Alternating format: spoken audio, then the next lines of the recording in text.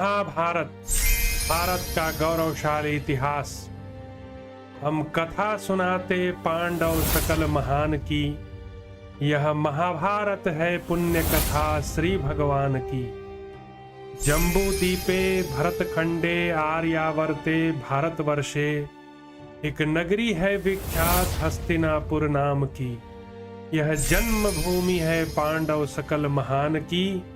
यह महाभारत है पुण्य कथा श्री भगवान की।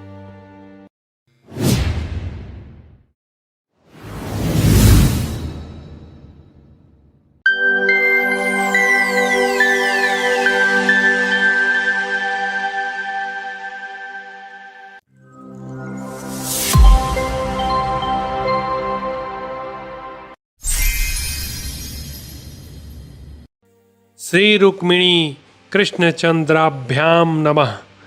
महाभारत भारत का गौरवशाली इतिहास। द्रोण पर्व। नमस्कार, जय श्री राम।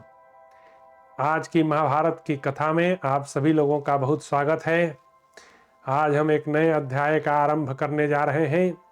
जैसा कि जयद्रथ वध का सिलसिला चल रहा है और आज का शीर्षक है युधिष्ठिर का चिंतित होकर भीमसेन को अर्जुन और सात्यकी का पता लगाने के लिए भेजना। संजय कहते हैं, धृतराष्ट्र जब द्रोणाचार्य पांडवों के व्यूह को इस प्रकार जहां तहां से रौंदने लगे, तब पार्थ, पांचाल तथा सोमक योद्धा उनसे बहुत दूर हट गए। भरत नंदन, वह रोमांचकारी भयंकर संग्राम प्रलय काल में होने वाले जगत के भीषण संहार सा उपस्थित हुआ था। जब द्रोणाचार्य युद्ध में पराक्रम प्रकट करके बार बार गर्जना कर रहे थे, पांचाल वीरों का विनाश हो रहा था और पांडव सैनिक मारे जा रहे थे, उस समय धर्मराज युधिष्ठिर कोई भी अपना आश्रय या रक्षक उनको नहीं दिखाई दिया। राजेंद्र वे सोचने लगे, यह कैसे होगा। तदनंतर युधिष्ठिर ने सव्यसाची अर्जुन को देखने की इच्छा से संपूर्ण दिशाओं में दृष्टि दौड़ाई, परंतु उन्हें अर्जुन कहीं भी और सात्यकी नहीं दिखाई दिए। बानर श्रेष्ठ हनुमान के चिन्ह से युक्त ध्वजा वाले पुरुष सिंह अर्जुन को न देखकर और उनके गांडीव का गंभीर घोष न सुनकर उनकी सारी इंद्रियां व्यथित हो गई। वृष्णि वंश के प्रमुख महारथी सात्यकी को न देखने के कारण धर्मराज युधिष्ठिर का एक एक अंग चिंता की आग से संतप्त हो उठा। महामनस्वी महाराज युधिष्ठिर लोक निंदा के डर से बहुत डरते थे, अतः नरश्रेष्ठ अर्जुन और सात्यकी को न देखने से उस समय उन्हें तनिक भी शांति न मिली। महाबाहो युधिष्ठिर सात्यकी के रथ के विषय में मन ही मन चिंता करने लगे। अहो, मैंने ही रण क्षेत्र में मित्रों को अभय देने वाले सत्यवादी सिनीपुत्र सात्यकी को अर्जुन के मार्ग पर जाने के लिए भेजा था, इसलिए यह मेरा हृदय जो पहले एक ही चिंता में निमग्न था, अब दो व्यक्तियों के लिए चिंतित होकर दो भागों में बट गया। इस समय सात्यकी का भी पता लगाना चाहिए और पांडुपुत्र अर्जुन का भी। मैंने पांडुपुत्र अर्जुन के पीछे तो सात्यकी को भेज दिया, अब सात्यकी के पीछे किसको भेजूंगा। यदि मैं युद्धान की खोज न कराकर प्रयत्नपूर्वक केवल अपने भाई अर्जुन का ही अन्वेषण करूंगा तो संसार मेरी निंदा करेगा। सब लोग यही कहेंगे कि धर्मपुत्र युधिष्ठिर अपने भाई की खोज करके वृष्णिवंशी वीर सत्य पराक्रमी सात्यकी की उपेक्षा कर रहे हैं। मुझे लोक निंदा से बड़ा भय मालूम होता है, अतः कुंती नंदन भीमसेन को मैं महामनस्वी सात्यकी का पता लगाने के लिए भेजूंगा। शत्रुसूदन अर्जुन पर जैसा प्रेम मेरा है, वैसा ही रणदुर्मद वृष्णिवंशी वीर सात्यकी पर भी है। मैंने सिनी वंश का आनंद बढ़ाने वाले सात्यकी को महान कार्यभार सौंप रखा था। उन महाबली सात्यकी ने मित्र के अनुरोध से और अपने लिए गौरव की बात समझकर समुद्र में मगर की भांति कौरव सेना में प्रवेश किया था। बुद्धिमान वृष्णिवंशी वीर सात्यकी के साथ परस्पर युद्ध करने वाले उन शीरवीरों का महान कोलाहल सुनाई पड़ता है, जो युद्ध से कभी पीछे नहीं हटते। आगे महाराज युधिष्ठिर फिर पुनः विचार करते हैं। इस समय जो कर्तव्य प्राप्त है उस पर मैंने अनेक प्रकार से प्रबल विचार कर लिया। जहां महारथी अर्जुन और सात्यकी गए हैं, वहीं धनुर्धर वीर पांडुनंदन भीमसेन को भी जाना चाहिए, यही मुझे ठीक जचता है। इस भूतल पर ऐसा कोई कार्य नहीं जो भीमसेन के लिए असह्य हो। ये अपने बाहुबल का आश्रय ले रण क्षेत्र में प्रयत्नशील होकर भूमंडल के समस्त धनुर्धरों का अनायास ही सामना करने में समर्थ हैं। इस महामनस्वी वीर के बाहुबल का आश्रय लेकर हम सब भाई वनवास से सकुशल लौटे और युद्ध में कभी पराजित नहीं हुए हैं। यहाँ से सात्यकी के पथ पर पांडुपुत्र भीमसेन के जाने पर युद्धस्थल में डटे हुए सात्यकी और अर्जुन सनाथ हो जाएंगे। निश्चय ही सात्यकी और अर्जुन रण क्षेत्र में शोक के योग्य नहीं, क्योंकि वे दोनों स्वयं तो शस्त्र विद्या में कुशल हैं, भगवान कृष्ण के द्वारा भी पूर्ण रूप से सुरक्षित हैं। तथापि मुझे अपने मानसिक दुख को निवारण करने के लिए ऐसी अवश्य करना चाहिए, इसलिए मैं भीमसेन को सात्यकी के मार्ग का अनुगामी अवश्य बनाऊंगा। ऐसा करके ही मैं समझूंगा कि मैंने सात्यकी के प्रति समुचित कर्तव्य का पालन किया है। मन ही मन ऐसा निश्चय करके धर्मराज पुत्र युधिष्ठिर ने अपने सारथी से कहा, सारथी मुझे भीम के पास ले चलो। धर्मराज की बात सुनकर अश्व संचालन में कुशल सारथी ने उनके स्वर्ण भूषित रथ को भीमसेन के निकट पहुंचा दिया। भीमसेन के पास पहुंचकर राजा युधिष्ठिर समयोचित कर्तव्य का चिंतन करने लगे और वहां बहुत कुछ कहते हुए वे मूर्छित से हो गए। राजन, इस प्रकार मोहविष्ट हुए कुंती पुत्र राजा युधिष्ठिर ने भीमसेन को संबोधित करके कहा। क्या कहा? भीमसेन, जिन्होंने एकमात्र रथ की सहायता से देवताओं सहित गंधर्वों और दैत्यों पर विजय पाई थी, उन्हीं तुम्हारे छोटे भाई अर्जुन का आज मुझे कोई चिन्ह नहीं दिखाई देता।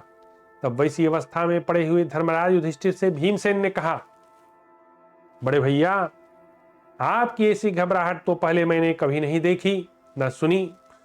पहले जब कभी हम लोग अत्यंत दुख से अधीर हो उठते थे तब आप ही हमें सहारा दिया करते थे। राजेंद्र, उठिए उठिए, आज्ञा दीजिए, मैं आपकी क्या सेवा करूं। मानद, इस संसार में ऐसा कोई कार्य नहीं जो मेरे लिए असाध्य हो अथवा जिसे मैं आपकी आज्ञा मिलने पर न करूं। कुरुश्रेष्ठ, आज्ञा दीजिए, अपने मन को शोक में न डालिए। तब राजा युधिष्ठिर सम्मुख हो काले सर्प के समान लंबी सांस खींचते हुए नेत्रों में आंसू भरकर भीमसेन से इस प्रकार बोले। क्या बोले? भैया, इस समय पांचजन्य शंख की जैसी ध्वनि सुनाई देती है और यशस्वी वासुदेव ने क्रोध में भरकर उस शंख को जिस तरह बजाया है उसे जान पड़ता है आज तुम्हारा भाई अर्जुन निश्चय ही मारा जाकर रणभूमि में सो रहा है। उसके मारे जाने पर स्वयं भगवान श्री कृष्ण युद्ध कर रहे हैं। जिस शक्तिशाली वीर के पराक्रम का भरोसा करके हम समस्त पांडव जी रहे हैं, भय के अवसरों पर हम उसी प्रकार जिसका आश्रय लेते हैं जैसे देवता देवराज इंद्र का, वही सूरवीर अर्जुन सिंधुराज इंद्रथ को अपने वश में करने के लिए कौरव सेना में घुसा है। भीमसेन, हमें उसके जाने का ही पता है, पुनः लौटने का नहीं। अर्जुन की अंग कांति श्याम है, वह नवयुवक निद्रा पर विजय पाना देखने में सुंदर और महारथी है। उसकी छाती चौड़ी है, भुजाएं लंबी हैं, उसका पराक्रम मतवाले हाथी के समान है, आंखें चकोर के नेत्रों के समान विशाल है और उसके मुख एवं ओष्ठ लाल लाल हैं। वह शत्रुओं का भय बढ़ाता है। अर्जुन मेरे प्रिय और हित के लिए इंद्रलोक से यहाँ आया है। वह वृद्ध जनों का सेवक, धैर्यवान, कृतज्ञ था, सत्य प्रतिज्ञ है। वह धनंजय शत्रुओं की विशाल एवं अपार सेना में घुसा है। शत्रुनाशन अर्जुन के उस भयंकर सेना में प्रवेश करने पर मैंने सात्वत वीर सात्यकी को उसके चरणों का अनुगामी बनाकर भेजा है। भीमसेन, सात्यकी के भी मुझे जाने का ही पता है, लौटने का नहीं। शत्रुदमन महाबाहो भीम, तुम्हारा कल्याण हो, यही मेरे शोक का कारण है। अर्जुन और सात्यकी के लिए मैं दुखी तो हो रहा हूं। जैसे बारंबार घी डालने से आग प्रज्वलित हो उठती है, उसी प्रकार मेरी शोक अग्नि बढ़ती जाती है। मैं अर्जुन का कोई चिन्ह नहीं देखता, इसी से मोह छा रहा है। उन सातवतवंशी पुरुष सिंह महारथी सात्यकी का भी पता लगाओ।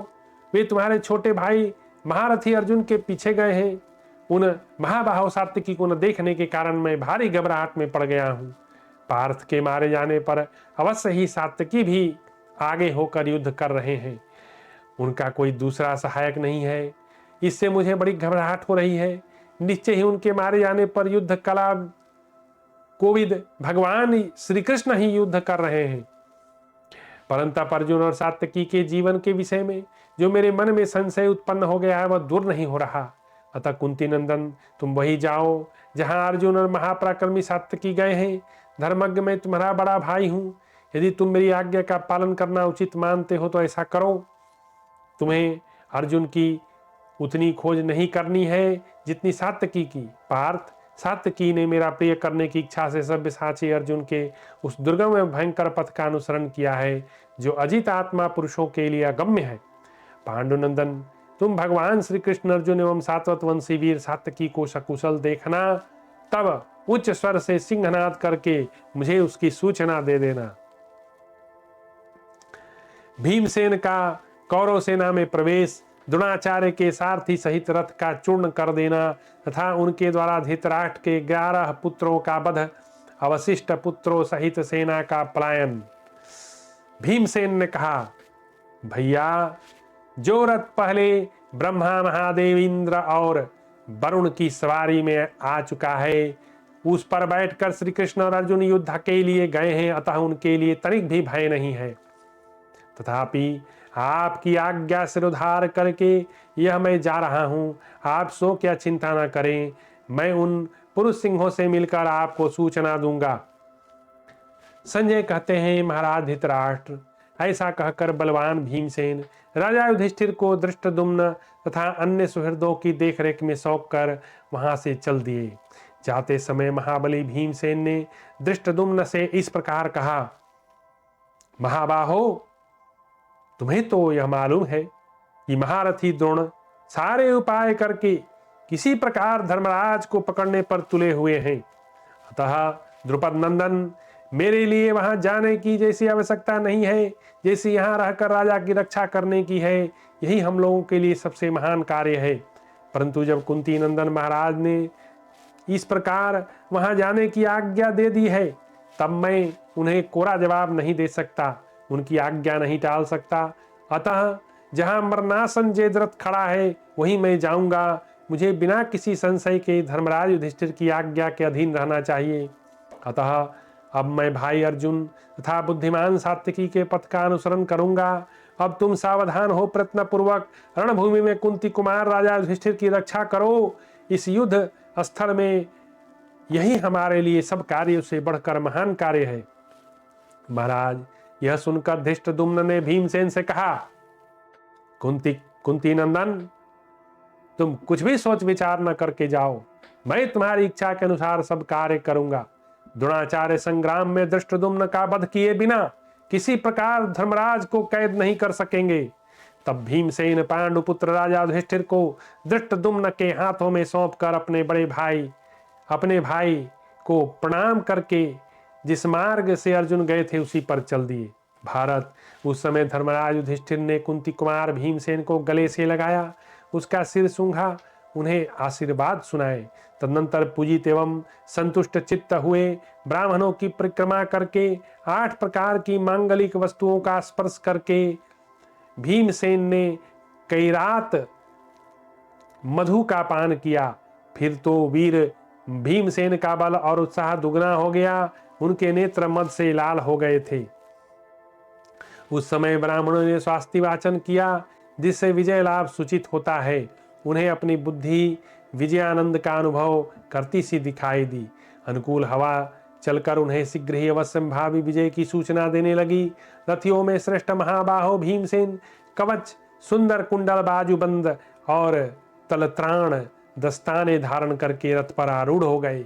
उनका काले लोहे का बना हुआ स्वर्ण जटित बहुमूल्य कवच उनके सारे अंगों में सटकर बिजली सहित मेघ के समान सुशोभित हो रहा था। तब पीले, काले, सफेद वस्त्रों से अपने शरीर को सुसज्जित करके कंठ त्राण पहनकर वे इंद्रधनुष युक्त मेघ के समान शोभा पा रहे थे। प्रजानाथ जब भीमसेन युद्ध की इच्छा से आपकी सेना की ओर प्रस्थित हुए उस समय पुनः पांचजन्य शंख की भयंकर ध्वनि प्रकट हुई। त्रिलोकी को डरा देने वाले उस घोर महानाद सिंहनाद को सुनकर धर्मपुत्र युधिष्ठिर को जाते हुए महाबाहु भीमसेन ने पुनः कहा, भीम, देखो, यह वृष्णि वंश के प्रमुख वीर भगवान श्री कृष्ण बड़े जोर से शंख बजाया है। यह शंख इस समय पृथ्वी और आकाश दोनों को अपनी ध्वनि से परिपूर्ण किए देता है। निश्चय ही सब्यसाची अर्जुन के भारी संकट में पड़ जाने पर चक्र और गदा धारण करने वाले भगवान श्री कृष्ण समस्त कौरवों के साथ युद्ध कर रहे हैं। आज अवश्य ही माता कुंती किसी दुखद अपसुकन की चर्चा करती होंगी। बंधुजनों सहित द्रौपदी और सुभद्रा भी कोई असकुन देख रही होंगी। अतः भीम तुम तुरंत ही जहां अर्जुन है वहां जाओ। आज अर्जुन को देखने के लिए मेरी सारी दिशाएं मोहाच्छन्न हो रही हैं। सात्तकी को न देख पाने के कारण भी मेरे सारे दिशाओं में अंधेरा छा गया है। राजन, इस प्रकार जाओ जाओ कहकर बड़े भाई के आज्ञा देने पर उदर में वृक्क नामक अग्नि को धारण करने वाले प्रतापी पांडुपुत्र भीमसेन गोह के चमड़े के बने हुए दस्ताने पहनकर हाथ में धनुष ले वहां से जाने के लिए तैयार हुए। वे भाई का प्रिय करने वाले थे और बड़े भाई के भेजने से वहां जाने को उद्यत थे। भीमसेन ने बार बार डंका पीटा और अनेक बार शंख बजाकर बार बार धनुष की प्रत्यंचा खींचते हुए सिंह के दहाड़ने के समान भयंकर गर्जना की। उस तुमुल शब्द के द्वारा बड़े बड़े वीरों के दिल दहलाकर अपना भयंकर रूप दिखाते हुए उन्होंने सहसा शत्रुओं पर धावा बोल दिया। उस समय विशोक नामक सारथी के द्वारा संचालित होने वाले मन और वायु के समान वेगशाली तीव्रगामी और सुशिक्षित सुंदर घोड़े हर सूचक शब्द करते हुए उनका भार वहन करते थे। कुंती कुमार भीम अपने हाथ से धनुष की डोरी खींचते चढ़ाते उसे भली भांति कान तक खींचते बाणों की वर्षा करते तथा शत्रुओं को घायल करके उनके अंग भंग करते हुए सेना के अग्रभाग को मथ डालते थे। इस यात्रा करते हुए महाबाहो भीमसेन के पीछे पांचाल और सुमक वीर भी चले, मानो देवगण देवराज इंद्र का अनुसरण कर रहे हों। महाराज, उस समय आपके पुत्रों ने भीमसेन का सामना करके उन्हें रोका। दुसहा चित्रसेन, कुंडभेदी, विविंसति, दुर्मुख, दुसहा, विवर्ण, सल, विंद, अनुविंद, सुमुख, दीर्घबाहु, सुदर्शन, बृंदारक, सुहस्त, सुखेन, दीर्घलोचन, अभय, रौद्रकर्मा, सुवर्ण मां और दुर्विमोचन, इन शोभाशाली रथी श्रेष्ठ वीरों ने अपने सैनिकों और सेवकों के समान साथ सावधान एवं प्रयत्नशील होकर सम्रांगण में भीमसेन पर धावा किया। उन सूरवीरों के द्वारा समर भूमि में महारथी भीम सब ओर से घेर लिए गए।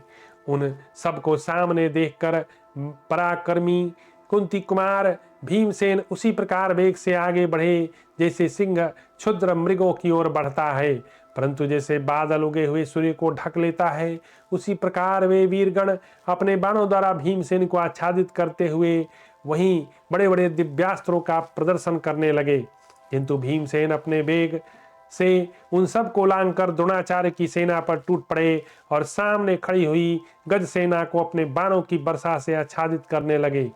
पवन पुत्र भीम ने संपूर्ण दिशाओं में बारंबार बाणों की वर्षा करके उनके द्वारा थोड़े ही समय में उस गज सेना को मार भगाया।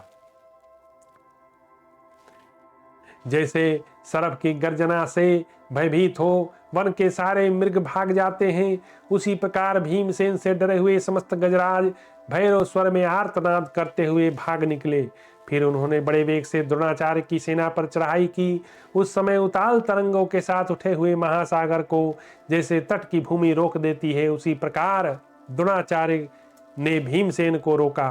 द्रोणाचार्य यह समझकर कि यह भीम भी अर्जुन के समान मेरी पूजा करेगा, उनसे इस प्रकार बोले, महाबली भीमसेन, तुम समर भूमि में आज मुझ शत्रु को पराजित किए बिना इस शत्रु श्रेय में प्रवेश नहीं कर सकोगे।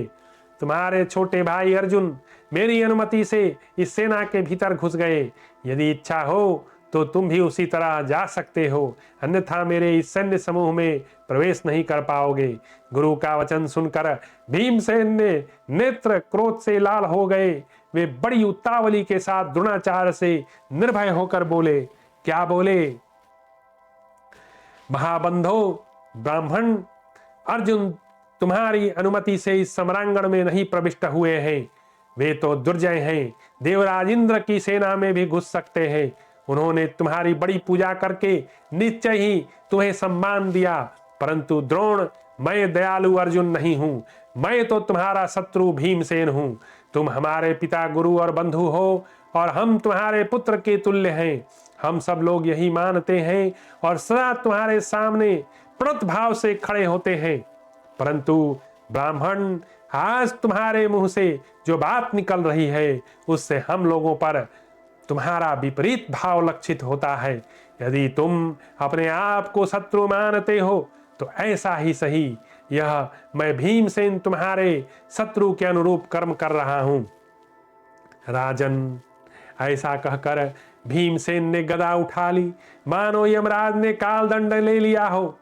उन्होंने उस गदा को घुमाकर द्रोणाचार्य पर दे मारा, किंतु द्रोणाचार्य शीघ्र ही रथ से कूद पड़े।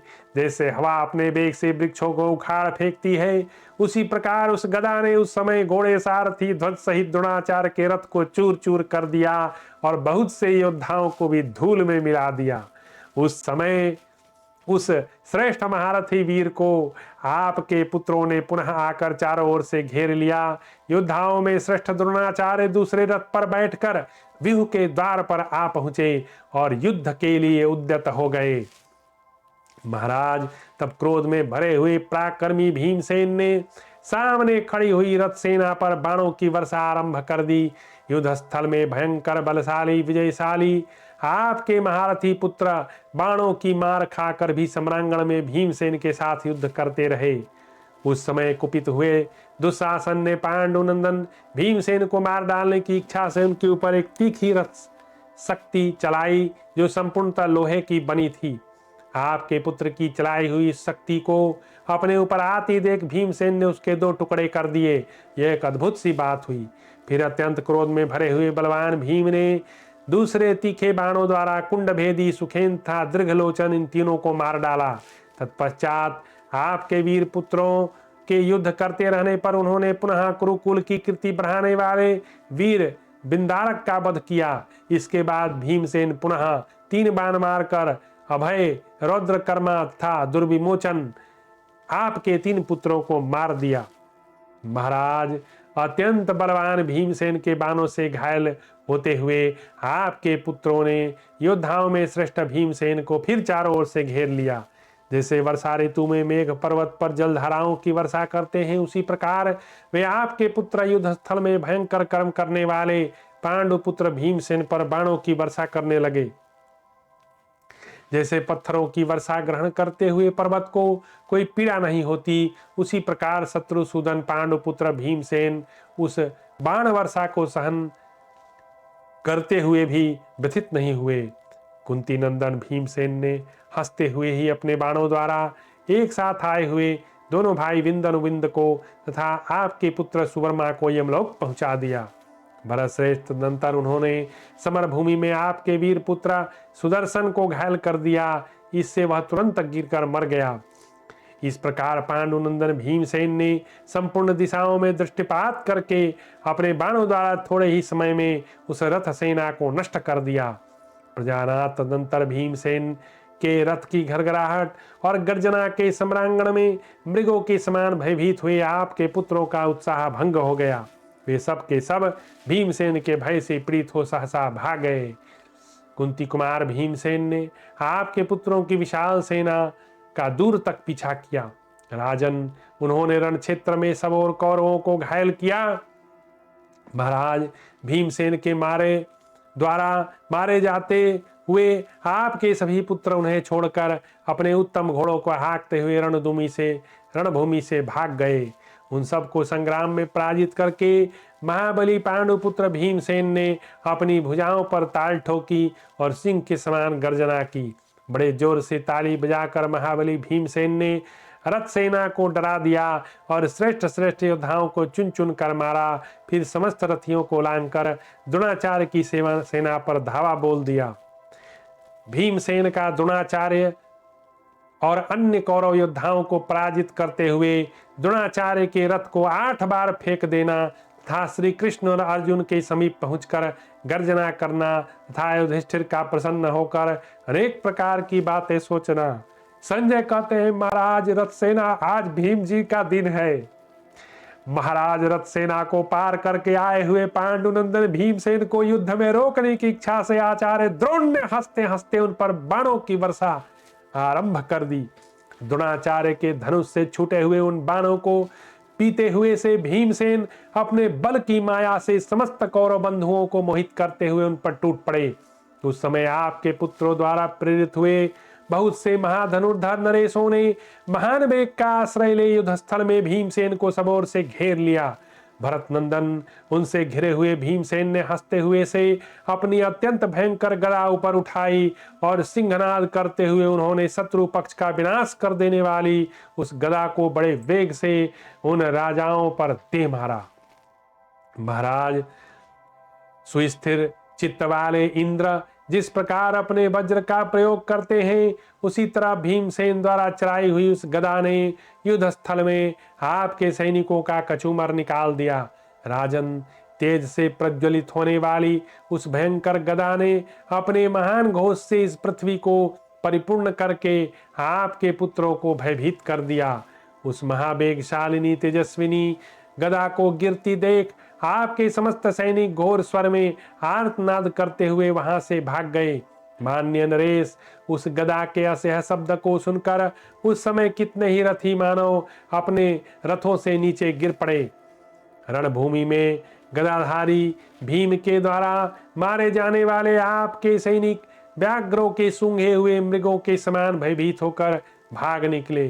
कुंती कुमार भीमसेन युद्ध स्थल में उन दुर्जय शत्रुओं को भगाकर पक्षीराज गरुड़ के समान वेग से उस सेना को लांघ गए। महाराज, रथ उत्पत्तियों के भी उत्पत्ति भीमसेन को इस प्रकार सेना का संहार करते देख द्रोणाचार्य उनका सामना करने के लिए आगे बढ़े। उस समरांगण में अपने बाण रूपी तरंगों से भीमसेन को रोककर आचार्य द्रोण ने पांडवों के मन में भय उत्पन्न करते हुए सहसा सिंहनाद किया। महाराज, द्रोणाचार्य था महामनस्वी भीमसेन का वह महान युद्ध देवासुर संग्राम के समान भयंकर था। राजन, जब इस प्रकार द्रोणाचार्य के धनुष से छूटे हुए पैने बाण द्वारा सम्रांगण में सैकड़ों हजारों वीर मारे जाने लगे, तब बलवान पांडुनंदन भीम वेग पूर्वक रथ से कूद पड़े तथा दोनों नेत्र मूंद कर सिंह सिर को कंधे पर सिकोड़ कर दोनों हाथों को छाती पर सुस्थिर करके मन वायु था गरुड़ की समान वेग का आश्रय ले पैदल ही द्रोणाचार्य की ओर दौड़े। जैसे साढ़ लीला पूर्वक वर्षा का वेग अपने शरीर पर ग्रहण करता है, उसी प्रकार पुरुष सिंह भीमसेन ने आचार्य की उस बाण वर्षा को अपने शरीर पर ग्रहण किया। आर्य सम्रांगण में बाणों से आहत हुए महाबली भीम ने द्रोणाचार्य के रथ के ईसा दंड को हाथ में पकड़कर समूचे रथ को दूर फेंक दिया। राजन, उस युद्ध स्थल में भीमसेन के द्वारा फेंके गए आचार्य द्रोण तुरंत ही दूसरे रथ पर आरूढ़ हो पुनः व्यूह के रथ पर जा पहुंचे। उस समय गुरु द्रोण का उत्साह भंग हो गया। उन्हें उस अवस्था में आते देख भीम ने पुनः वेग पूर्वक आगे बढ़कर उनके रथ की धुरी पकड़ ली और अत्यंत रोष में भरकर उन अतिरथी वीर द्रोण को पुनः रथ से बाहर फेंक दिया। इस प्रकार भीमसेन ने खेल सा करते हुए 8 रथ फेंके, परंतु द्रोणाचार्य पुनः पलक मारते अपने रथ पर बैठे दिखाई देते। उस समय आपके योद्धा विस्मय से आंखें फाड़ फाड़ कर दृश्य देख रहे थे। गुरुनंदन, इसी समय भीमसेन का सारथी तुरंत ही घोड़ों को हाँक कर वहां ले आया। यह अद्भुत सी बात हुई। तत्पश्चात भीमसेन ने पुनः अपने रथ पर आरूढ़ हो आपके पुत्र की सेना पर वेग पूर्वक टूट पड़े। जैसे उठी हुई आंधी वृक्षों को उखाड़ फेंकती है और सिंधु का वेग पर्वतों को विदीर्ण कर देता है, उसी प्रकार युद्ध स्थल में क्षत्रियों को रौंदते और कौरव सेना को विदीर्ण करते हुए भीमसेन आगे बढ़ गए। फिर अत्यंत बलशाली भीमसेन कृतवर्मा द्वारा सुरक्षित भोजवंशियों की सेना के पास जा पहुंचे और उसे वेग पूर्वक मथ कर आगे चले गए। जैसे सिंह गाय बैलों को जीत लेता है, उसी प्रकार पांडुनंदन भीम ने ताली बजाकर शत्रुओं को संत्रस्त करते हुए समस्त सैनिकों पर विजय पाली। उस समय कुंती कुमार भीमसेन भोजवंशियों की सेना को लांघकर दर्दों की विशाल वाहिनी को पार कर गए तथा बहुत से युद्ध विशारद मलेच्छों को परास्त करके महारथी सात्यकी शत्रुओं के साथ युद्ध करते देख सावधान हो रथ के द्वारा वेग पूर्वक आगे बढ़े। महाराज अर्जुन को देखने की इच्छा के लिए पांडुनंदन भीमसेन सम्रांगण में आपके योद्धाओं को लांघते वहां जा पहुंचे। पराक्रमी भीम ने वहां सिंधुराज के वध के लिए पराक्रम करते हुए युद्ध तत्पर महारथी अर्जुन को देखा। महाराज उन्हें देखते ही पुरुष सिंह भीमसेन ने वर्षा काल में गरजते हुए मेघ के समान बड़े जोर से सिंहनाद किया। कुरुनंदन गरजते हुए भीमसेन के उस भयंकर सिंहनाद को उस स्थल में कुंती कुमार अर्जुन तथा भगवान श्री कृष्ण ने सुना।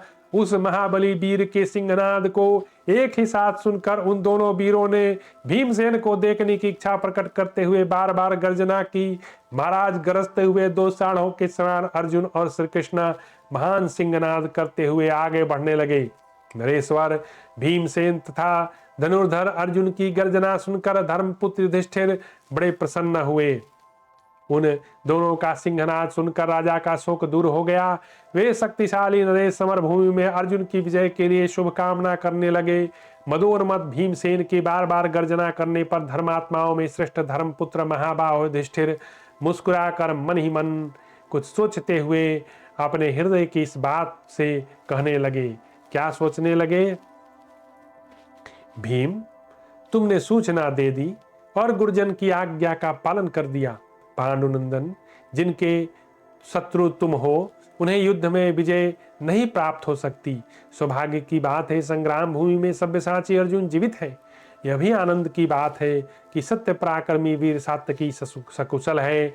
मैं सौभाग्यवश इस समय भगवान श्री कृष्ण और अर्जुन की गर्जना सुन रहा हूँ, जिसने रणक्षेत्र में इंद्र को जीतकर अग्निदेव को तृप्त किया। वह शत्रु हंता अर्जुन और मेरे सौभाग्य से युद्ध स्थल में जीवित हैं, जिनके बाहुबल का भरोसा करके हम सब लोग जीवन धारण करते हैं।